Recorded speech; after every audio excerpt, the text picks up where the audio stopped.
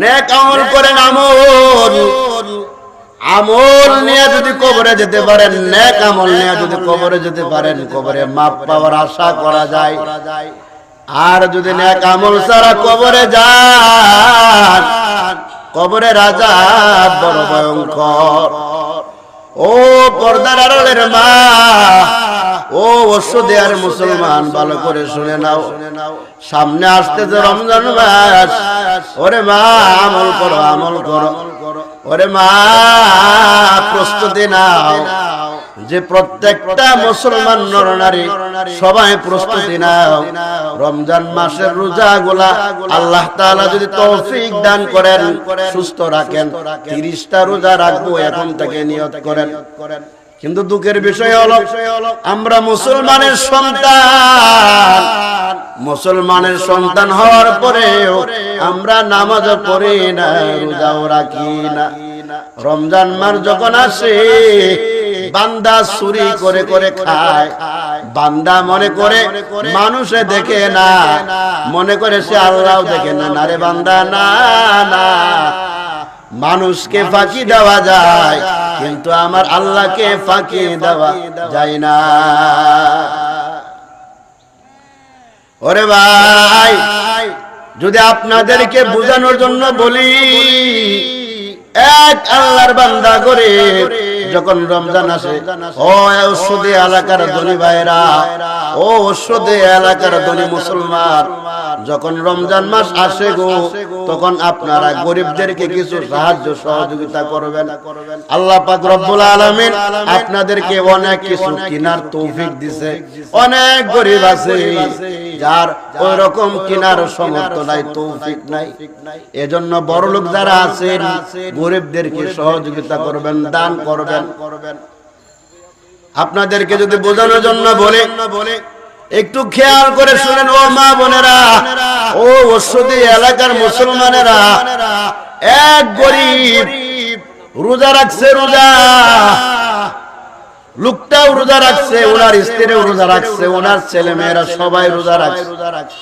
আল্লাহর বান্দা রোজা রাখার পর এবার মনের ভিতরে একটু চিন্তা আসলো, আরে রোজা রাখছে, বিবিও রোজা রাখছে, আমরা হলাম বড় মানুষ, সন্ধ্যার সময় একটু পানি দেওয়া হলে ইফতারি করতে পারবো, কিন্তু সন্তানগুলা যে রোজা রাখলো, ছোট ছোট বাচ্চা, এদেরকে কি বুঝ দিব? এরা তো পানি দেয়া ইফতারি করতে পারবে, তবে এদেরকে পানি দেয়া কেমনে ইফতারি করে মনে মানে না। আল্লাহর বান্দা এবার একটু মনে মনে ভাবলো, দেখি মুসলমান এক ভাইয়ের কাছে যাই, মুসলমান রে যায় বলি কিছু টাকা যদি দাঁড়ও দেয়, তাহলে আমি ইফতারির আয়োজন করতে পারবো, ইফতারির ব্যবস্থা করতে পারবো। আল্লাহর বান্দা এবার হেঁটে হেঁটে চলে গেল। ওই এলাকার বড় লোক যে আছে, ওই বড় লোকের বাড়িতে গেছে। বড় লোকের বাড়িতে যাওয়ার পর এবার ডাক দিচ্ছে, ও বড় লোক ভাই, আপনি কি বাড়িতে আছেন? বড় লোক ডাকে সাড়া দিলেন। ডাকে সাড়া দেওয়ার পর আল্লাহর বান্দা ডাক দেয়া বলে, কেন আসছেন? এই গরিব লোকটা ডাক দেয়া বলে, ভাইজান আমি রোজা রাখছি, আমার বিবি রোজা রাখছে, আমার ছেলে মেয়ে সবাই রোজা রাখছে, আমরা বড় মানুষ, আমরা একটু পানি দেয়া হলো ইফতারি করতে পারবো, কিন্তু এই বাচ্চাদেরকে কি বুঝ দিব? এরা তো এদের মন মানবে না। আল্লাহর বান্দা ডাক দেয়া বলে, মনে যদি কিছু না নাও, কিছু টাকা আমাকে ধার দাও, কিছু টাকা আমাকে ধার দাও, আমি আবার পরে টাকাটা দিয়ে দিব। আল্লাহর বান্দা বড় লোক ডাক দেয়া বলে, ও গরিব, যাও যাও যাও, আমার কাছে কোনো টাকা ধার নাই, ধার নাই, চলে যাও। এই কথা যখন বলছে, এই গরিব আল্লাহর বান্দা চোখের পানি কান্না করতে করতে আল্লাহর বান্দা চলে যাচ্ছে। আল্লাহর বান্দা যখন রাস্তা নিয়ে যায়, এবার যখন কিছুক্ষণ গেল কান্না করে করে যাওয়ার পরে সামনে একটা ইহুদির সাথে দেখা হলো। ইহুদি ডাক দেয়া বলে, ও মুসলমান, কেন কাঁদো, কেন কাঁদো? গরিব লোকটা ডাক দেয়া বলে, ও ইহুদি, তোমার সাথে বলে কোনো লাভ নাই। এবার গরিব মুসলমান ডাক দেয়া বলে, ও ইহুদি ভাই, তোমার সাথে বলে কোনো লাভ নাই, কারণ তুমি হলা ইহুদি। ইহুদি ডাক দেয়া বলে, একটু বলেন না, বলে দেখেন না। এবার মুসলমান ডাক দেয়া বলে, এই এলাকার সবচাইতে যে বড় লোক ছিল, বড় লোকের কাছে গেলাম, আমিও রোজা রাখছি, ছেলেও রোজা রাখছে, বিবিও রোজা রাখছে, সবাই রোজা রাখছে। যদি কিছু টাকা দাঁড় দিত, এদেরকে ইফতারি করাইতে পারতাম, বরং আমাকে দাঁড় দেয় না, আমাকে গালি দিয়া, ধমক দিয়া তাড়ায় দিয়েছে। ইহুদি ডাক দেয়া কয়, রে মুসলমান, কত টাকা লাগবে? নাও নাও নাও, এই টাকা আমাকে আর দিতে হবে না। আল্লাহ আল্লাহ। মুসলমানে তাড়ায়া দিছে, আর ইহুদি কয়, নাও নাও, এগুলো আমারে আর দেওয়া লাগবে না। এইবার আল্লাহর বান্দা ইফতারি করলেন। ওদিক দিয়া যে মুসলমান বড় লোক, উনাকে তাড়াইয়া দিছে, রাত্র হয়ে গেল, উনি ওনার ঘুম এসে গেল। ঘুমের মধ্যে স্বপ্ন দেখে কিয়ামতের ময়দান কায়েম হয়ে গেল, হাসরের মাঠ কায়েম হয়ে গেছে। সমস্ত হাসরের মাঠ কায়েম হওয়ার পরে দেখে এত গরম সহ্য করা যায় না। চোখের সামনে একটা সুন্দর বিল্ডিং দেখা যায়, সুন্দর একটা বিল্ডিং দেখা যায়। এই মুসলমান সে মনে মনে ভাবলো, এত গরম সহ্য করা যায় না, একটু এই ঘরের ভিতরে যায়, একটু আশ্রয় নেই গরম থেকে বাঁচার জন্য। আল্লাহর বান্দা যখন গেছে, ঘরের সামনে গেছে, ঘরের সামনে যাওয়ার পরে যায় দেখে দারোয়ান দরজার সামনে দাঁড়িয়ে আছে।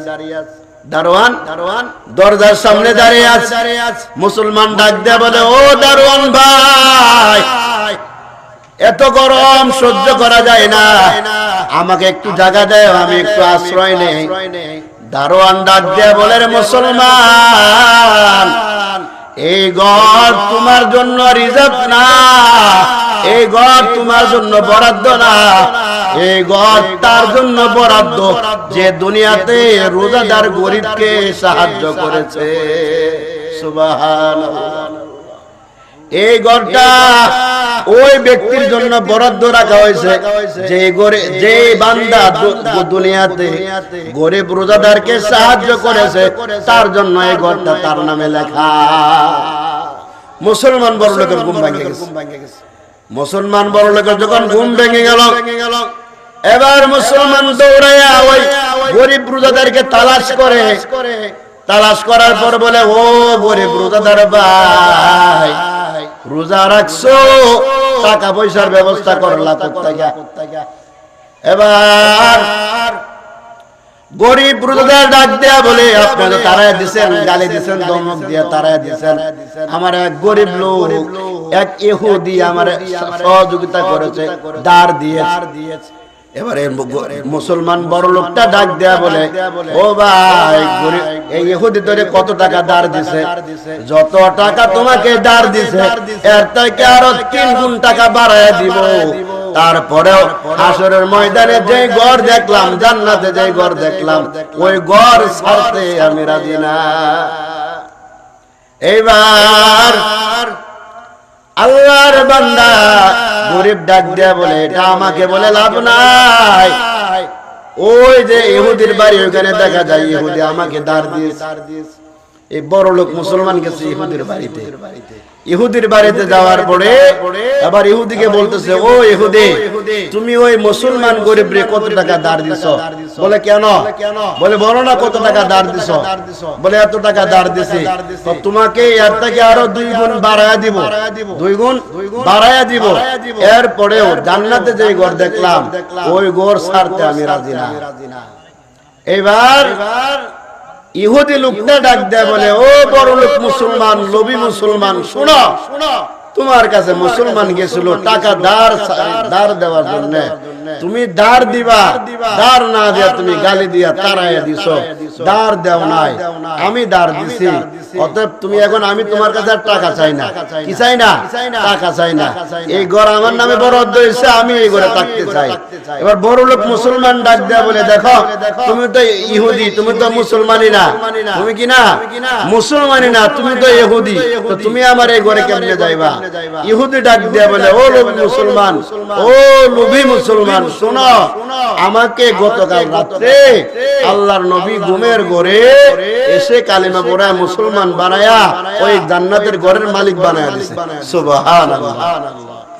এজন্য বলবো ভাইজান, সামনে রমজান মাস আসতেছে, নিয়ত করেন রমজানে 30টা রোজা রাখবেন, কোরআন তেলাওয়াত বেশি বেশি করবেন, বেশি বেশি আমল করবেন।